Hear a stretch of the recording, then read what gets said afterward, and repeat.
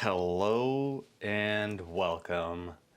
Today, I kind of want to return to a topic that I touched on many moons ago, but some time has passed and I feel like I think I can see more clearly what occurred at the time, and I just want to share some reflections with you because I think recently I had some difficulty with a few groups and stuff, and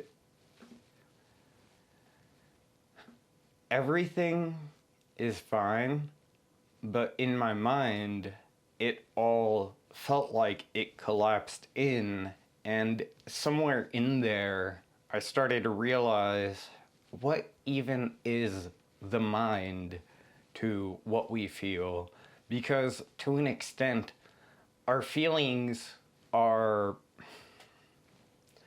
I guess, both present and at the same time irrelevant. That is to say, we can think things and bring about feelings within the self. So feelings are then inherently a sort of reactive element of the self. And to follow reaction, it can't lead to new solutions. And the reason for that is because while it can guide the decision-making process, a feeling depends on some kind of input or context to justify its presence. And I'm someone who I have had experiences that kind of exist in a not very pleasant way in my mind. But over the years, I've learned a few different techniques for managing it. And I think of the techniques and books and things I've read that have resonated with me, there was one way in The Happiness Trap that it had been presented as you can either move towards the things you are pursuing in life, or you can struggle against the feelings that are challenging. And when it's broken down into a simple, like, you know, you either go down this path or that path, I think that it isn't as big as it sometimes feels. It feels almost like a small, inconsequential decision that we make. But when that decision is made multiple times and reinforced, it becomes habituated in such a way that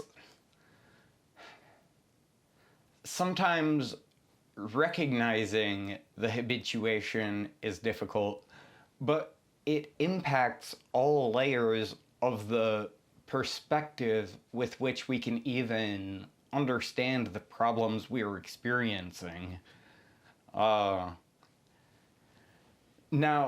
I do want to say that in the exploration of the mind, there is a certain extent that we have to be aware of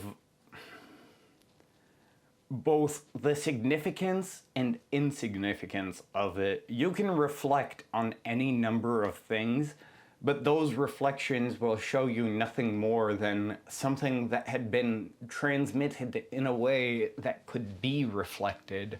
And that is to say, the memories are existences of past experiences that are forged into the brain in some kind of runic mystery record that I like to imagine as like electricity.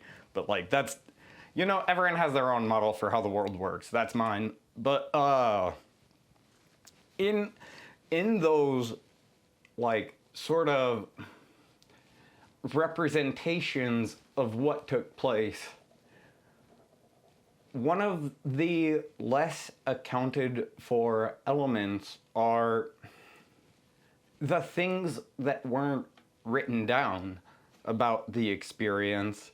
And I think sometimes the mind, in certain ways, hides secret etchings within the first memory, because obviously things happened the way they did because of the limits of perspective.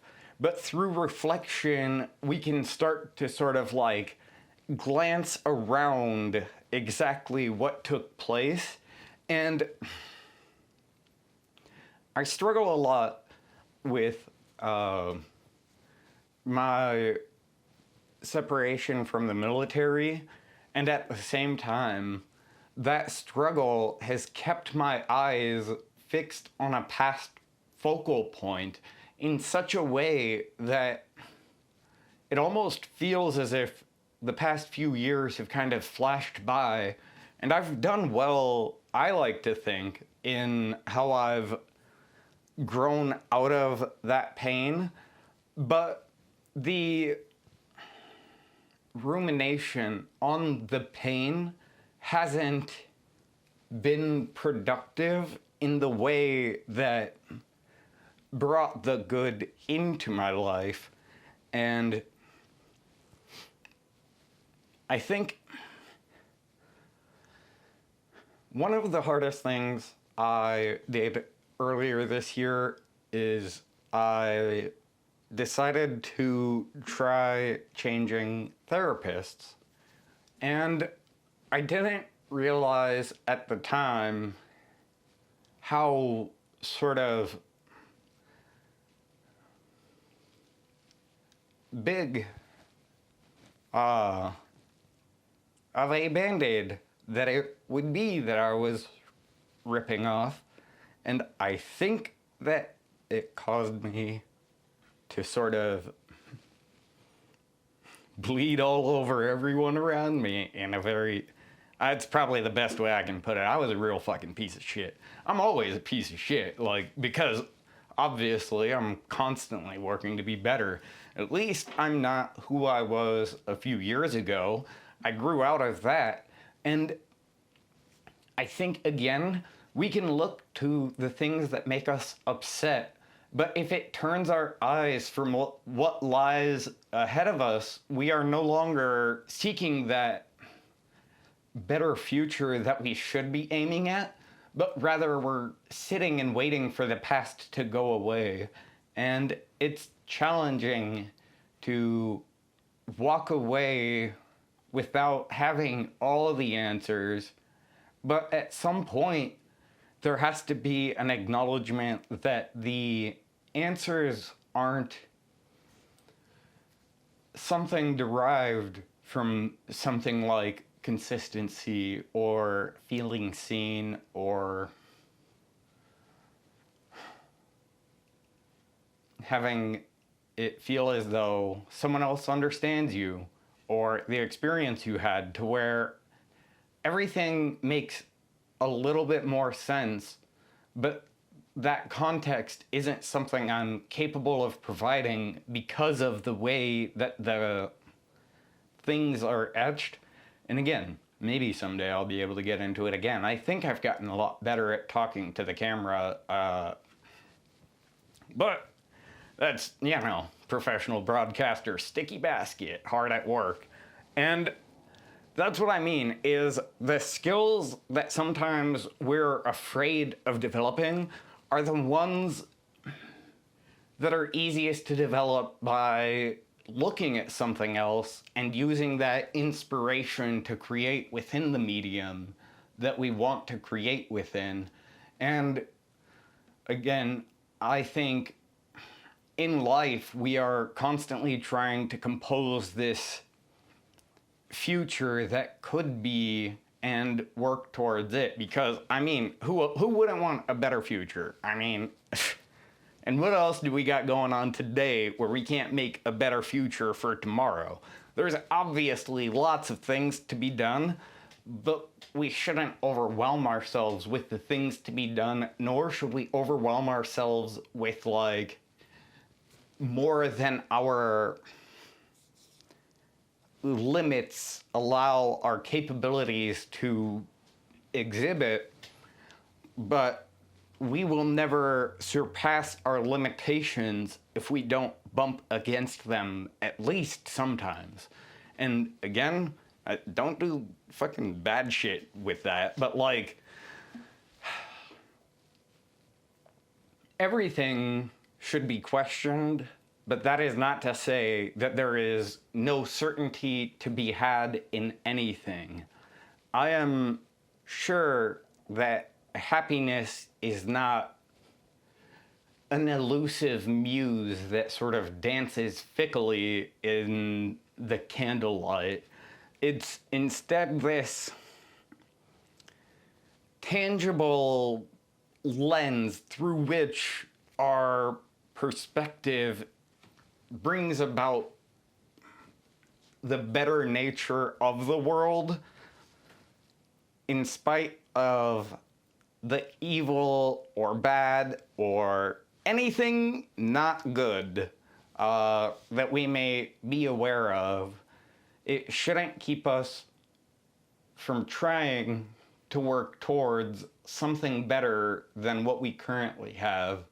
And, you know, the work is never finished, but it's a great fucking job to have compared to all this capitalist dog shit we gotta deal with. Oh, sorry, but don't mean to talk shit on capitalism. My bad. I guess communism's kind of a bad thing. It's whatever. You know, when I got the fucking COVID vaccine and turned autistic and trans, I did not expect them to start punishing me for becoming a communist, but what can I say? RFK, he kind of must have just fucking had it down when those brains ate his worms or whatever the fuck.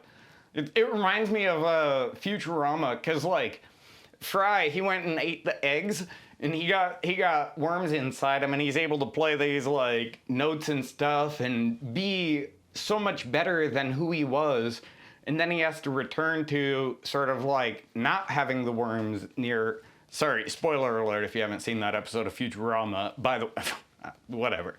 The point is, it didn't stop him from wanting to express his feelings for Leela through the, like, the oboe thing that he plays in that episode.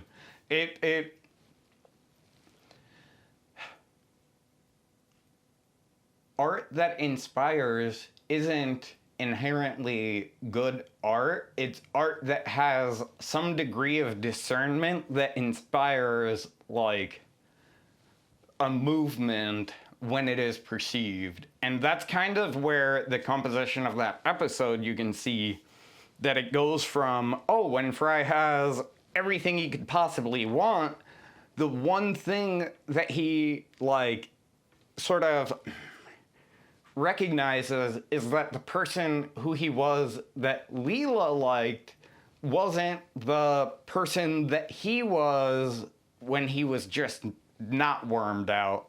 And I think that there's probably a lesson to be had in all of that if any of it is coherent. I am not gonna look up the episode again because I don't want to learn how wrong I misremembered the episode. But, like,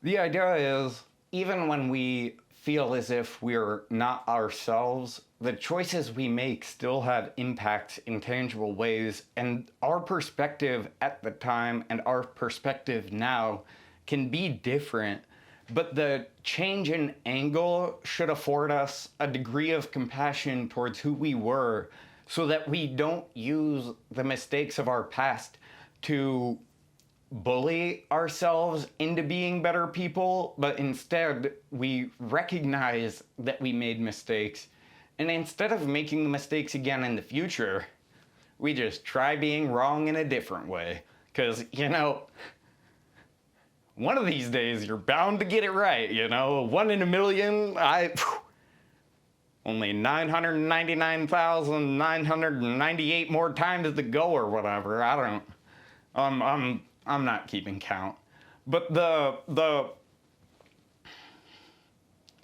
the only surefire way to never be better than the odds stacked against you is to let the odds keep you from challenging them.